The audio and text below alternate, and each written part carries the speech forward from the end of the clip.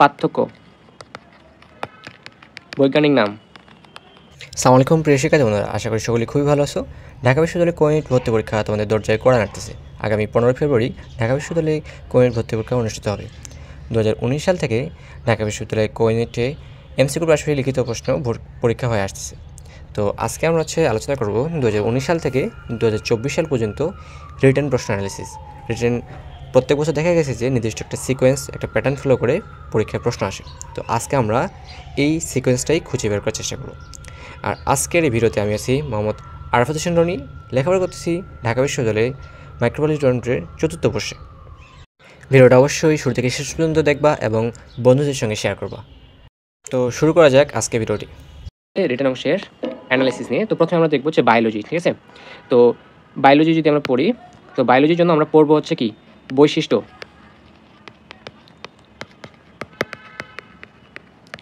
পার্থক্য, বৈজ্ঞানিক নাম, ঠিক আছে। বৈশিষ্ট্য, পার্থক্য, বৈজ্ঞানিক নাম। তারপর কি পড়বো আমরা? পড়বো হচ্ছে যেগুলো বক্স দেওয়া থাকবে, ঠিক আছে। কোনো বক্স যদি থাকে সেই বক্সগুলো পড়বো ভালো করে। যেমন হচ্ছে প্রোটিক্সের একটা বক্স ছিল, তারপর হচ্ছে তোমার নিষেকের আগে কি ছিল, নিষেকের পড়েছিল, এরকম টাইপের অনেকগুলো বক্স। তারপর কোনো একটা প্রক্রিয়ার স্টেপ, ঠিক আছে, যেমন জেনেটিক রিকম্বিনেশনের স্টেপগুলো আছে, কোনটার পর কি, ঠিক আছে। টিস্যু কালচার এরকম 5টা ধাপ আছে, ঠিক আছে, এরকম স্টেপগুলো পড়বো। তো এখন আমরা দেখি যদি এই 5টা এই বিষয়টা তুমি যদি ভালো মতো পড়তে পারো, বায়োলজির, বটানি, জুওলজি ভালো করতে পারতে পারো, তাহলে তোমার হচ্ছে ঢাবিতে রিটার্ন অংশটা কমন পাবা। তো আমরা হচ্ছে এখান থেকে শুরু করি। তো এটা হচ্ছে তোমার 2023-24 অংশের প্রশ্ন, ঠিক আছে। তো প্রথমে আমি বলছিলাম যে কি পড়বা, পার্থক্য পড়বা, ঠিক আছে। এই যে ব্যাকটেরিয়া, ফ্লাজেলা, পার্থক্য চলে আসছে। তারপর কি আসে তোমার যে ধাপ বলছে, ঠিক আছে, যেটা আমি বললাম যে স্টেপগুলা। তারপর এগুলো আছে, আমরা তারপরে সালের যাই, আসে কি পোয়াসিয়া গোত্রের শনাক্তের বৈশিষ্ট্য, ভাজক স্থায়ীগুলোর পার্থক্য, ঠিক আছে। বলছিলাম বৈজ্ঞানিক নাম পড়তে, বৈজ্ঞানিক নাম আসে, ঠিক আছে। তারপরে সালে যদি আমরা দেখি মালবেসি গোত্রের শনাক্তের বৈশিষ্ট্য, আর্থপর্বার হচ্ছে তোমার শনাক্তকারী বৈশিষ্ট্য, তারপর হচ্ছে পার্থক্য আসে এবং বিবর্তনের সাপেক্ষে প্রমাণ, মানে বৈশিষ্ট্য টাইপের হচ্ছে প্রশ্ন, ঠিক আছে। তারপরে যদি আমরা আসি তারপরে সালে দেখি যে তোমার এটা আমাদের সময় আসছিল 2020-21 সেশনে। এই যে দেখো একটা বক্স থেকে প্রশ্ন আসে, কর্টিসের নাম লিখো, প্লাটিহেলমিনথেস, নেমাটোহেলমিনথেস হচ্ছে পার্থক্য, কাণ্ডের অন্তঃগঠনের শনাক্তকারী বৈশিষ্ট্য, ঠিক আছে। তারপর হচ্ছে 4টি উপকরণ, এটা হচ্ছে তোমার পার্থক্য, মানে একটা বক্স আছে, ঠিক আছে, এই বক্সে পাবা। তাহলে এইভাবেই তুমি যদি পড়ো বায়োলজি, দেখো বায়োলজি তোমার ম্যাক্সিমামগুলোই কমন চলে আসতেছে, ঠিক আছে। দেখো এখানে তোমার শেষ যেটা আছে যে সালেকশন কাকে বলে, বিক্রাস লিখো। তো এরকম টাইপের আরও কিছু সংজ্ঞা পড়বা। সালেকশন যেহেতু আসে, শ্বসন থেকেও আসতে পারে, এখানে অনেকগুলো পার্থক্য আছে, C3 C4, ঠিক আছে, এগুলো পড়তে পারো। এবার মনে করো পার্থক্য দিয়ে দিতে পারে যে কি নগ্নবীজি আবৃতবীজির হচ্ছে কি বৈশিষ্ট্য আসতে পারে, ঠিক আছে, বা পার্থক্য দিতে পারে একবীজপত্রী দ্বিবীজপত্রী। তো এইরকম জিনিসগুলো পড়া লাগবে। তারপর প্লাজমিডের বৈশিষ্ট্য কী, তারপর এরকম টাইপের আসতে পারে। তারপরে যে দেখো তোমার 5 বৈশিষ্ট্য আসে যে মূলের শনাক্তকারী বৈশিষ্ট্য একবীজপত্রী। তারপর তোমার হচ্ছে মানুষের সেলিমিনের আসে, তারপর গলকৃমি আসে, যোগ আসে, এগুলা বইয়ের নাম লিখতে বলছে। তাহলে দেখো যে কিছু স্পেসিফিক টপিক থেকেই তোমার প্রশ্নগুলো বারবার আসতেছে। তো তোমাকে এই স্পেসিফিক টপিকটা বুঝে শুনে বইয়ে ভালো মতো পড়া লাগবে, ঠিক আছে। তো আর কিছু প্রশ্ন ইম্পর্টেন্ট যেমন আসে তোমার এখানে নিউরোসাইট থেকে আসে, তো এরকম কিছু কিছু বিষয়গুলো তোমার হচ্ছে বই থেকে পড়া লাগবে, ঠিক আছে। যে হার্টের একটা লক্ষণ, তো হার্টের একটা লক্ষণ আসে তোমার এখানে, তোমার সাইনোসাইটিসের লক্ষণ আসতে পারে, অটিটিস মিডিয়ার লক্ষণ আসতে পারে। তো এই টাইপের প্রশ্নগুলো তোমাকে ভালো মতো পড়া লাগবে। তো তারপর এখানে তোমার সেলিমিনেশন ভিত্তিক জীবমৃত্যুর কত ভাগে ভাগ করা যায়। তো এটা ফার্স্ট চ্যাপ্টার একটা প্রশ্ন। তাহলে তুমি হচ্ছে ধরে রাখতে পারো যে ঢাকা ইউনিভার্সিটিতে জুওলজির প্রথম চ্যাপ্টার থেকে প্রত্যেক বছরই আমরা প্রশ্ন পাইছি। তো জুওলজির প্রথম চ্যাপ্টারটা ভালো মতো পড়ো, যেন যে কোনো একটা প্রশ্ন আসলে তুমি পারতে পারো। সিলম থেকে প্রশ্ন আসতে পারে যে সিলমের প্রকারভেদ কী, বা সিলমের উদাহরণগুলো লিখতে পারো, ঠিক আছে। তো আদর্শ নিউরোসাইটের অংশ লিখতে বলছে এখানে। তো তোমার বলতে পারে তোমার হচ্ছে নিউরোসাইট কত প্রকার, ঠিক আছে, এটাও আসতে পারে। তো এই টাইপেরগুলো ভালো মতো দেখবা, ঠিক আছে। তো বায়োলজির জন্য আমি আলাদা একটা ভিডিও বানিয়ে রাখছি, সেখানে তুমি আরও ডিটেলস জানতে পারবে কী কী পড়বা, ঠিক আছে। এখন আমরা পড়বো হচ্ছে কি কেমিস্ট্রি, কীভাবে পড়বো।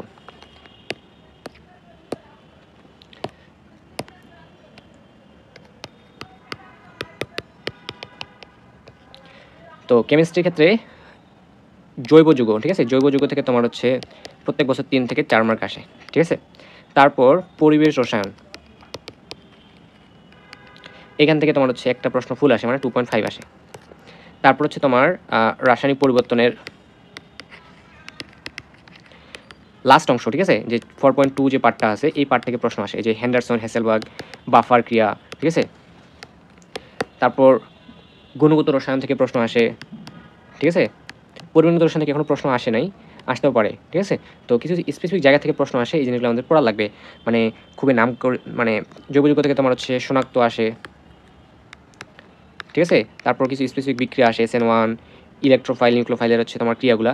তো আমরা একটু প্রশ্ন দেখলেই বুঝতে পারবো যে কোন জায়গা থেকে প্রশ্নগুলো আসে। তো সেই অনুযায়ী আমরা টপিকগুলো যদি ভালো মতো পড়ি সেগুলো দেবো। যেখানে একটা সংজ্ঞা আসে, ঠিক আছে? ইলেকট্রন শক্তি কি? এটার হচ্ছে পজিটিভ কেন নেগেটিভ কেন? তুমি হচ্ছে যদি বই একটু ভালো মতো পড়ে থাকো তাহলে অ্যান্সার করতে পারবা। তো অ্যামোনিয়া, তারপর হচ্ছে বোরন ফ্লয়েডের, এটা তো পারার কথা, ঠিক আছে? তো বাস্তব গ্যাস কোন আদর্শ, এটা তো একটা কমন প্রশ্ন। তারপর হচ্ছে লবণ সেতু, এটাও একটা কমন প্রশ্ন। তো তারপর আসছে যে তোমার কি জৈব যৌগ থেকে একটা ফুল প্রশ্ন আসছে, শনাক্তের বৈশিষ্ট্য পার্থক্য আসে, ইউভি রশ্মির বৈশিষ্ট্য আসছে, অ্যাসিড বৃষ্টি আসে। তো এখানে খুব একটা স্ট্যান্ডার্ড প্রশ্ন আসে, দেখো যে খুবই বেশি ডিটেলস থেকে আসে নাই, যে জিনিসগুলো একটা চ্যাপ্টার থেকে বললেই নয়, বা যে চ্যাপ্টার থেকে প্রশ্ন না আসলে নয়, বা যে টপিকগুলো খুবই ইম্পর্টেন্ট সেগুলো থেকে প্রশ্ন আসছে। তো এই জন্য তোমাকে হচ্ছে কী করা লাগবে, যে তোমার বইটা ভালো মতো পড়া লাগবে। যদি বইটা ভালো করে পড়ো তাহলে তুমি হচ্ছে ঢাবিতে হচ্ছে কি রিটেন অংশটা কমন পাবা।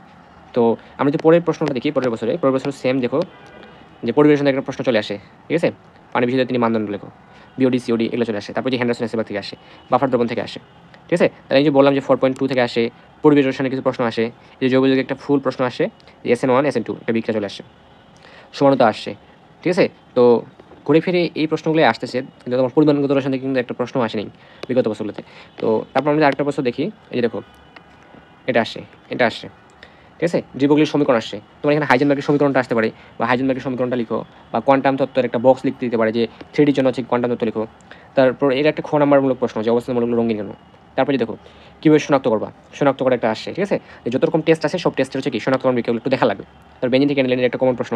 তারপর হচ্ছে বিভিন্ন সংযুক্তি লিখতে বলছে, ভিনেগার, ফরমালিন, লুকাস বিকারক, এগুলো তোমার হচ্ছে সংযুক্তি লিখবা। তারপর আর কী পড়বা আমরা যদি পরের প্রশ্নটা দেখি বুঝতে পারবা। দেখো একটা সংজ্ঞা আসে, রাসায়নিক বন্ধন কি, নেপথার মধ্যে কয়টি বন্ধন থাকে।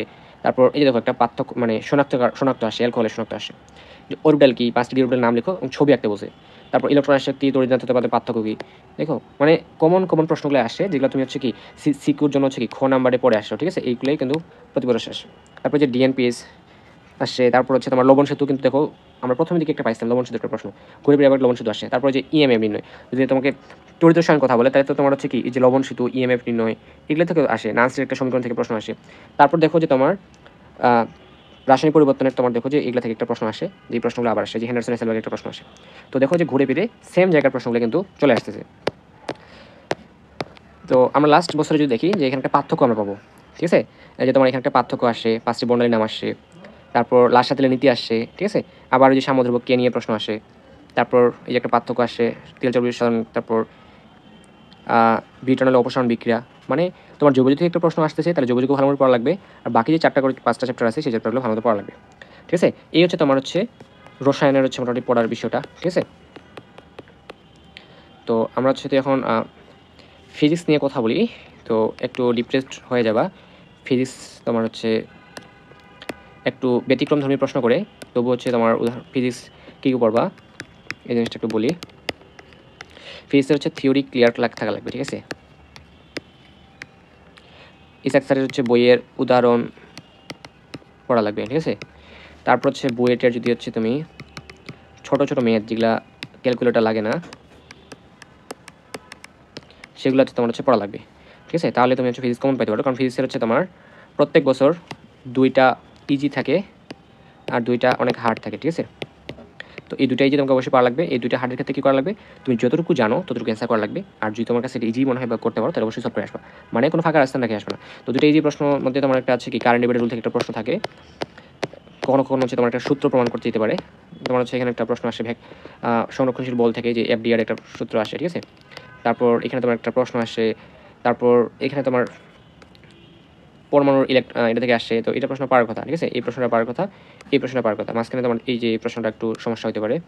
তো এরকম প্রত্যেক বছরে 2টা একটা করে প্রশ্ন কঠিন থাকে, যে তোমার এখানে এই যে তোমার দেখো ভেক্টর থেকে একটা প্রশ্ন আসছে আলফা বিটা, ঠিক আছে? তারপর এইটার প্রমাণ চাইছে, একটা থিওরি পুরোপুরি প্রমাণ চাইছে, ঠিক আছে? এটা যদি না করে থাকো তাহলে কিন্তু পাবা না। তারপর এখানে একটা হচ্ছে কি সার্কিট থেকে একটা প্রশ্ন আসে, এই সার্কিট থেকে প্রশ্ন সবসময় আসে, কারেন্ট ডিভাইডারের প্রশ্নগুলো আসে। তারপর এটা তো একটা ইজি প্রশ্ন, ঠিক আছে? যে বললাম 2টা প্রশ্ন ইজি থেকে 2টা একটু কঠিন থাকে।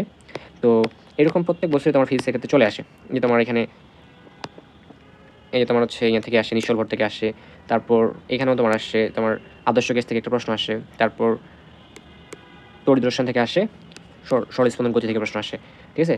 তো পরের বছর যদি আমরা প্রশ্ন দেখি, এই যে আমাদের সময় এই যে কারেন্ট ডিভাইডার রুল থেকে একটা প্রশ্ন আসে, আলোর প্রতিফলন প্রতিসরণ থেকে একটা আসে, তারপর কার্নো ইঞ্জিন থেকে আসে।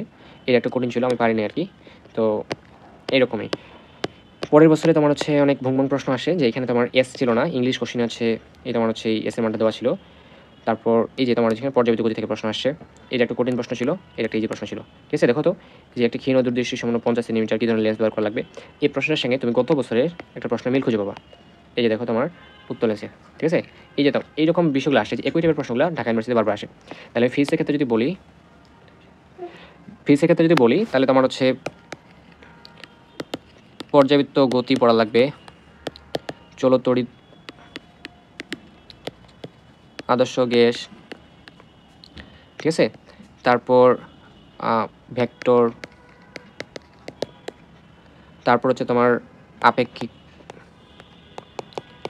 তত্ত্বের যে সূত্র আছে তিনটা, এই তিনটা সূত্র হচ্ছে ভালো ধরো। তো তারপর পরমাণু থেকে প্রশ্ন আসে। তো এই বিষয়গুলো থেকে তোমার কি পরীক্ষায় প্রত্যেক বছর প্রশ্নগুলো আসে। তো এই চ্যাপ্টারগুলো তুমি যদি ভালো মতো পড়ো, যদি থিওরিটা একটু ক্লিয়ার থাকে, তাহলে আশা করি অ্যান্সার করে আসতে পারবা। ঠিক আছে, তো আমরা এখন ম্যাথের ক্ষেত্রে আসবো। তো ম্যাথের ক্ষেত্রে তোমার কিছু চ্যাপ্টার থেকে বারবার প্রশ্ন আসে। তো ম্যাথের ক্ষেত্রে তোমার হচ্ছে কোন কোন চ্যাপ্টার বলি, যে ইন্টিগ্রেশন, ট্রিগনমেট্রি, তারপর ডিফারেন্সিয়েশন, বহুপদী, ঠিক আছে, সরলরেখা, কনিক্স। তো সব থেকে বেশি প্রশ্ন আসে ত্রিগোণমিতি থেকে। ঠিক আছে, প্রত্যেক বছর ত্রিগোণমিতি থেকে 5 বছরে 5টা প্রশ্ন আসে, বহুপদী থেকে তোমার মনে 4টা প্রশ্ন আসে, সরলরেখা থেকে মানে বিগত বছর থেকে প্রশ্ন আসতেছে, ইন্টিগ্রেশন থেকে বিগত 3 বছরের প্রশ্ন আসে। ঠিক আছে, বাকি চ্যাপ্টারগুলো থেকে নতুন নতুন প্রশ্ন আসে। তো আমরা যদি এখন একটু প্রশ্ন দেখি, ম্যাথের প্রশ্ন মোটামুটি ইজি হয়, ম্যাথ খুব একটা হার্ড করে না। ফিজিক্সের প্রশ্নটা সবচেয়ে বেশি নিয়ে করে, যে তোমার হচ্ছে একটা প্রশ্ন আসছে কি ত্রিগোণমিতি থেকে। তো একটা ত্রিগোণমিতি একটা সুন্দর সুন্দর প্রশ্ন আসে। তারপর এই যে ত্রিগোণমিতি একটা প্রশ্ন আসে, সরলরেখা থেকে একটা আসে। আচ্ছা, সরলরেখা থেকে একটা প্রশ্ন আসে, বহুপদী থেকে একটা প্রশ্ন আসে, ত্রিগোণমিতি থেকে একটা আসে, আর এটা তোমার হচ্ছে একটা ফিজিক্সের টাইপ, যেটা হচ্ছে তোমার হচ্ছে বলবিদ্যা থেকে একটা প্রশ্ন আসে। ঠিক আছে, তো পরের বছর যদি আমরা দেখি, পরের বছরও আমরা হচ্ছে এই সিকোয়েন্সটি খুঁজে পাবো, যে ত্রিগোণমিতি থেকে একটা প্রশ্ন আসে, বহুপদী থেকে একটা প্রশ্ন আসে, একটা কৌণিক থেকে নতুন একটা প্রশ্ন আসে, আর অন্তরীকরণ থেকে প্রশ্ন আসে। ঠিক আছে, তাহলে দেখো যে ত্রিগোণমিতি থেকে থাকতেছে, বহুপদী থেকে থাকতেছে, অন্তরীকরণ থেকে একটা প্রশ্ন আসছে অলরেডি। তো আমরা যদি পরের বছরও দেখি, পরের বছর তোমার ম্যাট্রিক্স থেকে একটা প্রশ্ন আসে, ত্রিগোণমিতি থেকে আসেই প্রশ্ন, তারপর হচ্ছে বহুপদী থেকে প্রশ্ন আসেই, আর ইন্টিগ্রেশন থেকে প্রশ্ন আসে।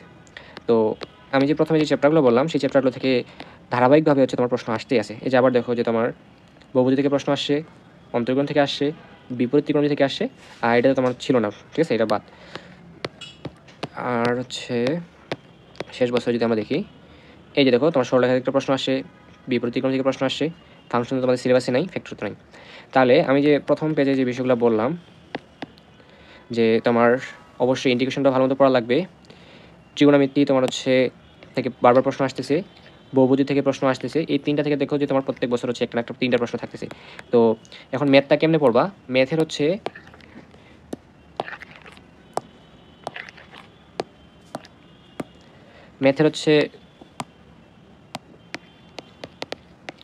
টাইপ ওয়াইজ ম্যাথ সলভ করবা। ঠিক আছে, টাইপ ওয়াইজ ম্যাথ সলভ করবা বিগত হচ্ছে 10 বছরের থেকে 20 বছরের যতটুকু পারো। ঢাকা ইউনিভার্সিটি যদি 2000 সাল থেকে 2025 সালের প্রশ্নগুলো সলভ করতে পারো, তাহলে হচ্ছে তুমি হচ্ছে রিটেনও কভার করতে পারবা। ঠিক আছে, তো এই হচ্ছে তোমার আজকের বিষয়গুলো ভিডিও, যে তোমার যে রিটেন অংশটা কীভাবে পড়বা, বা কোন কোন চ্যাপ্টারগুলো কীভাবে পড়বা, বা কোন কোন চ্যাপ্টারগুলো ইম্পর্টেন্ট।